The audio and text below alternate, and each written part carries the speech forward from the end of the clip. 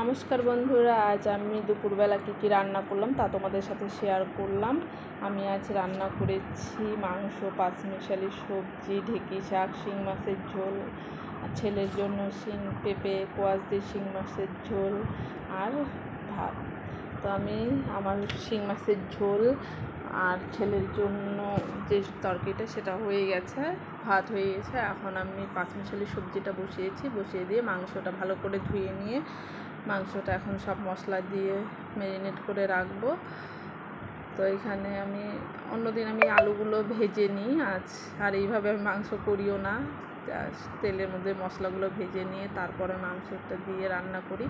কিন্তু আজ আমি তা করিনি, ইচ্ছে করলো না, ভাবলাম আজ একটু অন্যভাবেই করি। এই জন্য সব মশলা দিয়ে মাংসটাকে ম্যারিনেট করে নিয়ে গ্যাসে কড়াই বসিয়ে গরম করতে দিয়েছিলাম, তার মধ্যে তেল দিয়ে দিলাম।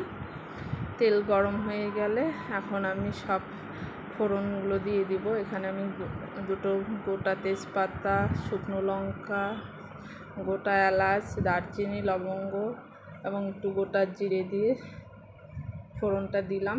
দেওয়ার পরে কিছু পেঁয়াজ কেটে রেখেছিলাম, সেই পেঁয়াজটা দিয়ে দিলাম সোমবারে, দিয়ে পেঁয়াজটা একটু ভাজা ভাজা করে নিয়ে মাংসটা এখন দিয়ে দিব। যে ম্যারিনেট করে রেখেছিলাম যে মাংসটা, ওই মাংসটা দিয়ে দিলাম। মাংসটা দিয়ে একটু নাড়াচাড়া দিয়ে মাংস ধোয়া বাটিটা একটু ধুয়ে জল দিয়ে দিব, দিয়ে এখন ঢাকা দিয়ে দিব। এই তো আমার আজকের রান্না। তো কেমন লাগলো কমেন্ট করে জানিও সবাই।